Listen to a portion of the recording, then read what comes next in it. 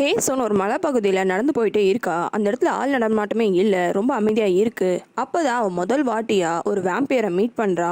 ஹேசோனை பார்த்தோன்னே அந்த vampire already ஒரு மனுஷனை சாப்பிட்டுட்டு இருக்கு. உடனே ஹேசோனை அட்டாக் பண்ண வருது. அப்போ சடனாக அந்த இடத்துக்கு இன்னொன்று ஒரு வேம்பையர் வருது. அந்த வேம்பையர் ஹீரோ தான் வந்து ஹேசோனை காப்பாற்றினான். இப்படி தான் இவங்க முதல் வாட்டி மீட் பண்ணியிருப்பாங்க. இப்போ அதே மாதிரி ஒரு ஹெல்ப்பை தான் ஜூயினுக்கும் அவன் பண்ணுறான். ஜூயினால் நம்பவே முடியல, நம்ம ரெண்டு பேருக்குள்ளே இவ்வளோ பிரச்சனை நடந்திருக்கு, இருந்தாலும் நீ என்னை வந்து காப்பாற்ற வந்திருக்கியான்னு கேட்குறா. அதுக்கு ஹீரோவும் ஆமாம், இப்போதையும் உன்னை காப்பாற்ற தான் வந்திருக்கேன், வா வீட்டுக்கு போகலாம் அப்படின்ட்டு கூப்பிட்றான். அப்போ தான் ஜூயின் இன்னொன்று கவனிக்கிறா. அந்த பழைய ஹவுஸ் ஓனர் அந்த இடத்த விட்டு தப்பிக்க ட்ரை பண்ணுறான். ஒன்று இவனுக்கு தேங்க்ஸ் கூட சொல்லாமல் அவனை பிடிக்கிறதுக்காக ஓடி போயிடுறா. நல்ல வேலையா அவனும் ஒரு போலீஸ்காரில் போய் இடிச்சு மாட்டிக்கிறான். உடனே அங்கேருந்து போலீஸ் ஸ்டேஷனுக்கு அவங்களே கூட்டிகிட்டு போயிடுறாங்க.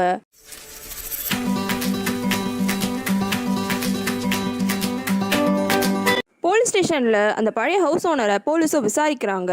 இவன் அங்கே நடந்த எல்லா விஷயத்தையும் அப்படியே சொல்கிறான். அவன் ஒரு வேம்பையரு, நான் கத்தியை வச்சு அவன் மூஞ்சில் சீவினேன், ஆனால் கொஞ்ச நேரத்துலேயே என்னோட காயம் மறைஞ்சு போயிடுச்சு, இந்த பொண்ணு கூட பக்கத்தில் தான் இருந்தா, இவகிட்டயே கேளுங்கன்ட்டு கேட்குறான். ஆனால் ஜூயின் ஹீரோவை காப்பாற்றணுன்றதுக்காக இல்லை, இவன் தான் போய் சொல்கிறான், இவன் தான் என்கிட்ட இந்த காசு எல்லாத்தையும் திருடிட்டான்ட்டு ஓனர் பக்கமே பழைய திருப்பி விட்டுடுறா.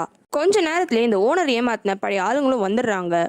இங்கே அந்த இடத்துல ஹீரோ நமக்கு ஒரு தேங்க்ஸ் கூட சொல்லாமல் ஜூயின் போயிட்டா, நம்ம எவ்வளோ கஷ்டப்பட்டு இவளை காப்பாற்றுறதுக்காக வந்திருக்கோம் அப்படின்ட்டு யோசிக்கிறான். அப்போ தான் ஜூயினோட பர்ஸு கீழே விழுந்திருக்கிறத கவனிக்கிறான். அந்த பர்ஸையும் எடுத்து வச்சுக்கிறான். இருந்தாலும் அவனுக்கு இன்னும் ஒரு விஷயம் தான் புரியல.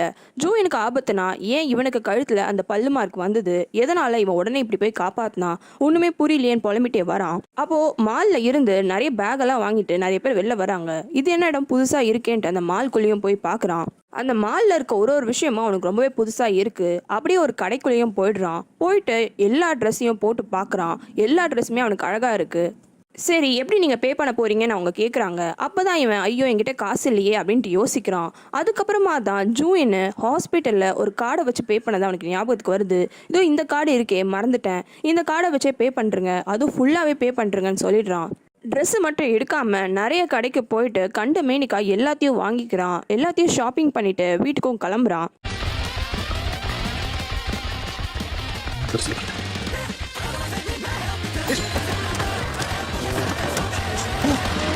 ஜூயின் பஸ் ஸ்டாண்டுக்கு வந்து நிற்கிறா. அப்போ தான் அவளுக்கு கையில் பர்ஸ் இல்லைன்றது தெரிய வருது. ஃபோனை எடுக்கிறா. ஃபோனும் சார்ஜ் எல்லாம் ஆஃப் ஆகிடுது. வேறு வழியே இல்லாமல் அந்த இடத்துல இருந்து நடந்தே வீட்டுக்கும் வரா. அவள் அப்படி வரும்போது தான் பின்னாடி ஹீரோவும் வரான். வந்த ஹீரோவும் போய் டோரை தர என் கையில் நிறைய பேக் இருக்குன்னு சொல்கிறான். இவன் கையில் நிறைய பேக்கை பார்த்தோன்னே ஜூயினுக்கு டவுட் வந்தது. எப்படி இவ்வளோ விஷயத்த நீ வாங்கினன்ட்டு கேட்குறா. அதுக்கு ஹீரோவும் உன்னோட பர்ஸு கீழே கடந்தது, அதுக்கப்புறமா இந்த கார்டும் அதில் இருந்துன்னு கொடுக்குறான். ஜூயினுக்கு எல்லா விஷயமும் நல்லா புரிஞ்சிடுது. கத்த ஆரம்பிச்சிடுறா. எதுக்கு ஒரு வேம்பையர், உனக்கு எதுக்கு இவ்வளோ பொருள் பாரு, நானே ஒரு பேசிக்கான ஹெட்ஃபோன் தான் யூஸ் பண்ணுறேன், ஆனால் ஒரு வேம்பையர் உனக்கு ப்ளூடூத் ஹெட்ஃபோன் கேட்குதான்னு கத்துறா. ஹீரோவும் ஆஃப்டர் ஆல் காசு தானே, அதுக்கு போய் இப்பெல்லாம் கத்துறேன்ட்டு கேட்குறான். ஆனால் ஜூயினுக்கு இன்னுமே கோவம் வந்துடுது. இந்த காசை நான் எப்படி சேர்த்து வச்சேன்னு உனக்கு தெரியுமா, எவ்வளோ கஷ்டப்பட்டு ஒரு காசாக நான் சேர்த்துருக்கேன். இது வரைக்கும் எப்பவுமே கெட்டு போன சாப்பாடை தான் எடுத்து சாப்பிட்ருக்கேன். எத்தனையோ பேர் என்னை ரொம்ப கேவலமாக பேசியிருந்தாலும் என்னால் இவ்வளோ தான் முடியும்னு ஒரு காசையும் ஒரு வேலையும் அவ்வளோ கஷ்டப்பட்டு நான் பண்ணி தான் இவ்வளோ காசை நான் சேர்த்து வச்சுருந்தேன். ஆனால் நீ ஒரே டைமில் மொத்த காசையும் யூஸ் பண்ணிட்டேன். இப்போ நான் என்ன பண்ணுறது, என்னோட காசை ஒழுங்கு முறையாக திரும்பி கொடுன்னு கத்துறா. ஹீரோ அதுக்கு இங்கே பாரு, உனக்கு காசு தானே வேணும், நான் கொண்டு வந்து கொடுத்துட்றேன், ஆனால் திரும்பியும் காசு தான் லைஃப்னு மட்டும் வாழாது. அது தவிர லைஃப்பில் நிறைய விஷயங்களும் இருக்குது, எனக்கும் கொஞ்சம் அறிவு இருக்குது. 100 வருஷத்துக்கு முன்னாடி நான் தூங்க போகிறேன்னா எனக்கு அதுக்கப்புறமா தேவைப்படும் தெரியாதா, அதனால நான் ஆல்ரெடி காசெல்லாம் சேமித்து வச்சு தான் போயிருக்கேன், உனக்கு கொண்டு வந்து தரேன்ட்டு அவனோட ரூமுக்கு போகிறான். இப்போ தான் தெரிய வருது, ஹீரோ 100 வருஷத்துக்கு முன்னாடி காஃபினுக்கு பக்கத்துலேயே ஒரு பாக்ஸில் தங்க கட்டிகளாக சேர்த்து வைக்கிறான். இந்த விஷயம் அவனோட 2 ஃப்ரெண்ட்ஸ்க்கு தெரியும். இப்போ ஜூயினுக்கு காசுக்கு பதிலாக அந்த தங்க கட்டிகளை கொடுத்துடலான்ட்டு எடுக்க போகிறான். அப்போ தான் அந்த காஃபினை கவனிச்சா அது சுத்தமாக ஆஷ் ஆகிடுச்சு. நம்மளோட சக்தியை இவ்வளோ இது உறிஞ்சிருச்சா, என்னடா நம்ம இப்படி பண்ணிட்டோன்னு யோசிக்கிறான். அதுக்கப்புறமா அந்த பாக்ஸை ஓப்பன் பண்ணி பார்த்தா அதில் ஒரு தங்க கட்டி கூட இல்லை. வந்து ஜோயின் கிட்டேயும் நான் தங்க கட்டிலாம் சேர்த்து வச்சுருந்தேன், ஆனால் தங்க கட்டிலாம் காணாமல் போயிடுச்சுன்னு சொல்கிறான். ஜோயின் கோவத்தில் தான் இருக்கா. உன்னை நம்பினால எனக்கு தேவை தான், இப்போது திரும்பியும் பில் அமௌண்ட்டை பே பண்ணோன்னா நீ வாங்கின ஐட்டம்ஸ் எல்லாத்தையுமே திரும்பியும் சேல் பண்ணணும், உடனே இதை எடு அப்படின்னு எடுக்கிறா. ஆனால் அதுக்கு ஹீரோ ஒத்துக்க மாட்டிக்கிறான். இல்லை, என்னால் விற்க முடியாது, நான் ஒரு வாட்டி தான் போட்டிருக்கேன்ட்டு கேட்குறான். என்கிட்ட சுத்தமாக இப்போ கையில் காசே இல்லை, என்னோட காசு எல்லாத்தையும் நீ செலவு பண்ணிட்ட, இப்போ யாருன்னா கடன் வாங்கினதுக்கு வந்து காசை கேட்டால் எந்த காசு திருப்பி கொடுக்கறது, ஒன்று நீ வாங்கின பொருள் எல்லாத்தையும் விற்று அது மூலயமா காசை கொண்டு வரணும், அப்படி இல்லைனா இந்த வீட்டை தான் விற்கணும், வேறு வழியே எனக்கு இல்லைன்னு சொல்கிறா. வீட்டை விற்கணும்னு பேசணும். நீ ஹீரோவுக்கு கோவம் வந்துடுது. இது என்னோட வீடு, அதனால் இந்த வீட்டை விற்கணும்லாம் நீ நினச்சி கூட பார்க்காத, உனக்கு என்ன வேணும்னு சொல்லு, நான் பண்ணுறேன்னு சொல்கிறான். அதுக்கப்புறமா ஹீரோவை நிற்க வச்சு ஹீரோவுக்கு அந்த கோட்டை போட்டு ஃபோட்டோலாம் எடுத்துக்கிறா. ஆன்லைன்லேயே அப்லோட் பண்ணுறா. அப்லோட் பண்ண கொஞ்சம் நேரத்துலேயே அந்த கோட்டை வாங்குறதுக்கு ஒரு கஸ்டமர் இன்ட்ரெஸ்டடாக வந்து பேசுகிறாங்க. ஃபர்ஸ்ட்டு கொஞ்சம் அப்படி இப்படின்னு தான் பேசுகிறாங்க. ஆனால் ஜூயின் கராராக சொல்லிடுறா, காசெல்லாம் குறைக்க முடியாது, இதுதான் காசு. லாஸ்ட்டில் அந்த ஆள் ஒத்துக்கிறாங்க. உடனே ஜூயின், நீ தானே இந்த பொருள்லாம் வாங்கின, நாளைக்கு நீ தான் இந்த பொருள்லாம் விற்கணும்னு சொல்கிறா. ஹீரோக்கு கோவம் வந்துடுது. இருந்தாலும் அவள் எதுவுமே கண்டுக்காம தூங்க போயிடுறா. அடுத்த நாள் காலையிலேயே சீக்கிரமாக ஏந்து அவளோட வேலைக்கு அவள் கிளம்பி போயிடுறா. லேட்டாக தான் ஹீரோ ஏந்துக்கிறான். அப்போ டேபிளில் ஒரு பேப்பரும் இந்த பேக்கும் இருக்குது. அந்த பேப்பரில் பிளாக் கலர் ஜாக்கெட் போட்டுட்டு கேப் போட்டுட்டு ஒரு ஆள் வருவான். ரயில்வே ஸ்டேஷனில் போய் 2 மணிக்கா இதை அவங்க கிட்ட கொடுத்துரு. அதுக்கப்புறமா ஹீரோவும் ரயில்வே ஸ்டேஷனுக்கு போகிறான். ரயில்வே ஸ்டேஷன் அவனுக்கு ரொம்பவே புதுசாக இருக்குது. அதுக்கப்புறமா அந்த ஆள் எங்கே இருப்பான்னு தேடி பார்த்தா அந்த ரயில்வே ஸ்டேஷனில் இருக்க எல்லாருமே பிளாக் கலர் ஜாக்கெட்டும் கேப்பும் தான் போட்டிருக்காங்க. இதில் யாரை நம்ம அந்த ஆளுன்னு கண்டுபிடிக்கிறதுன்னு ரொம்ப கோவப்படுறான். அப்போ ஒரு ஆள் வந்து, நீங்கள் தானே விற்க வந்திருக்கீங்க அப்படின்ட்டு பின்னாடிலேருந்து கூப்பிடுறான். உடனே ஹீரோவும், ஆமாம் நான் தான் விற்க வந்திருக்கேன்ட்டு திரும்பி பார்க்குறான். அப்போ அங்கே வந்து நிற்கிறதே ஹீரோவோட ஃப்ரெண்டு தான். லீயை பார்த்தோன்னே ஹீரோக்கு சந்தோஷம் கண்ட்ரோல் பண்ண முடியல. நடந்த எல்லா விஷயத்தையும் சொல்லி புலம்புறான். லீயும் அதுக்கப்புறமா இன்னொன்று ஃப்ரெண்டான பார்க்கை கூட்டிகிட்டு போய் காமிக்கிறான். பார்க்கு ஹீரோவை பார்த்தோன்னே அழுவே ஆரம்பிச்சிடுறான். அதுக்கப்புறமா இவங்க 2 பேரும் ஹீரோ கிட்ட, இப்போ இந்த ஜென்ரேஷனில் இப்படிலாம் இருக்குது, நாங்களாக போய் எந்த மனுஷனையும் கடிச்சு ரத்தம்லாம் இப்போல்லாம் எடுக்க முடியாது. காரணம் எல்லா இடமும் இப்போ சிசிடிவி கேமராஸ், ரத்தம் எல்லாமே இந்த மாதிரி தான் பேக்கெட்டில் வந்து டெலிவரி ஆகிடுது. இது எல்லாத்தையும் கேட்ட ஹீரோ, இவ்வளோ மோசமாயிடுச்சா இந்த உலகம், எப்படி நீங்கள் சமாளிக்கிறீங்கன்ட்டு கேட்குறான். காசு இல்லாமல் இப்போ கரண்ட் ஜென்ரேஷனில் எங்களால் நிம்மதியாக வாழக்கூட முடியல, ரொம்ப சிக்கலான வாழ்க்கையை தான் வாழ்ந்துட்டுருக்கோம். உடனே ஹீரோவும், சரி எனக்கும் கொஞ்சம் காசு தேவைப்படுது, நீங்கள் எதனா காசு சேமித்து வச்சுருக்கீங்களான்ட்டு கேட்குறான். உடனே 2 பேருக்கும் ரொம்பவே கோவந்துடுது. இப்போ தானே நீ தூக்கத்தில் நீ ஏந்த, அதுக்குள்ளே உனக்கு எதுக்கு இவ்வளோ காசு தேவைப்படுது?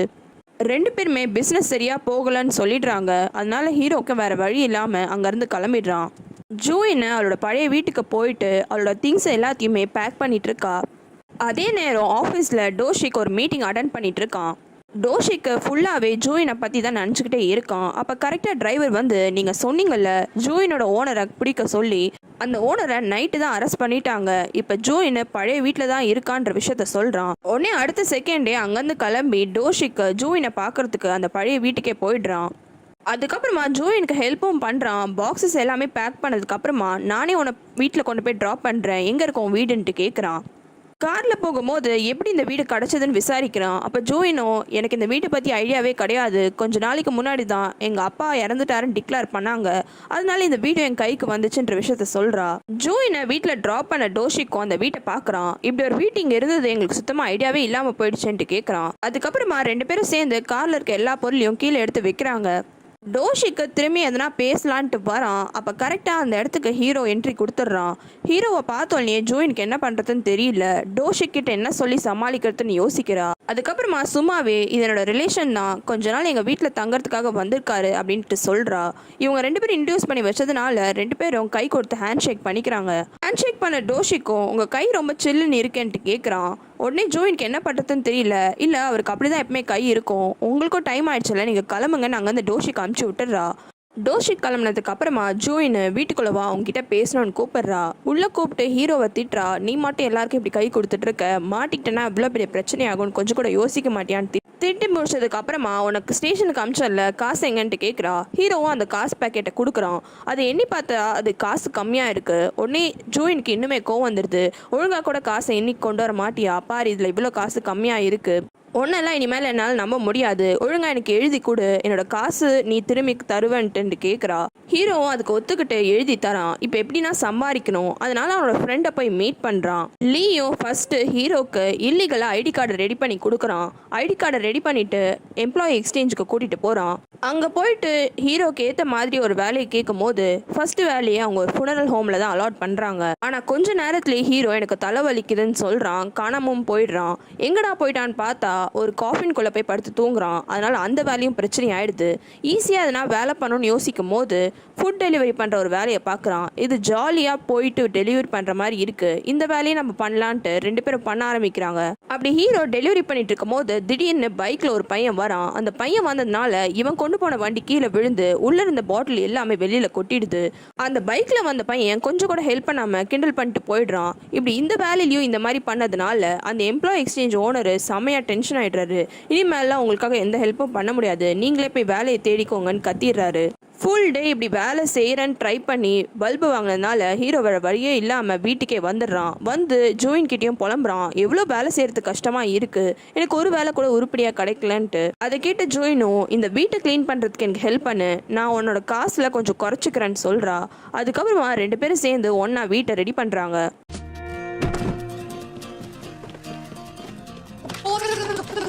슬리퍼를 가시나요? 이걸로 가시면 돼요. 이게 뭔데? 가시나요?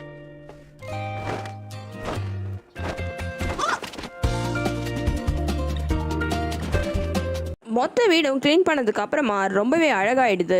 அதுக்கப்புறமா ஜோயினும் ஹீரோவை மீட் பண்ணி இந்த வீட்டில் நீங்கள் எத்தனை வருஷமா இருக்கீங்க, ஏன் இந்த வீட்டை விட்டு நீங்கள் போகவே இல்லைன்ட்டு கேட்குறா.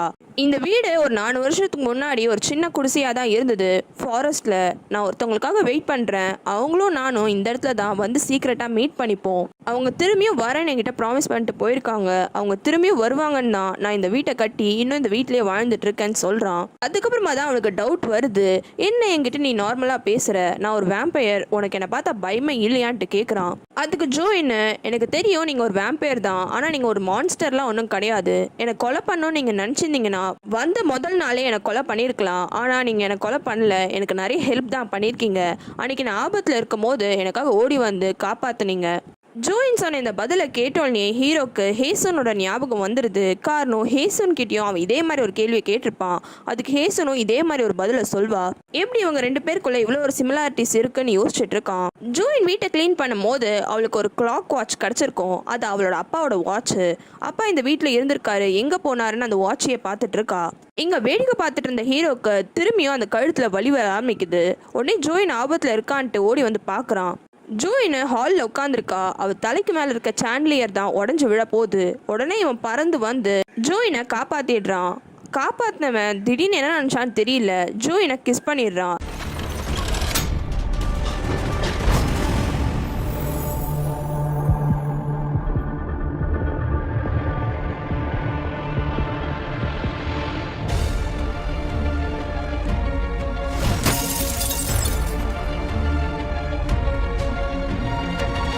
மறக்காம ரெட் லோட்டஸ் தமிழ் சேனலுக்கு சப்ஸ்கிரைப் பண்ணுறங்க. உங்களுக்கு வேறு சீரீஸ் பார்க்கணுன்னா கமெண்ட்டில் சொல்லுங்கள்.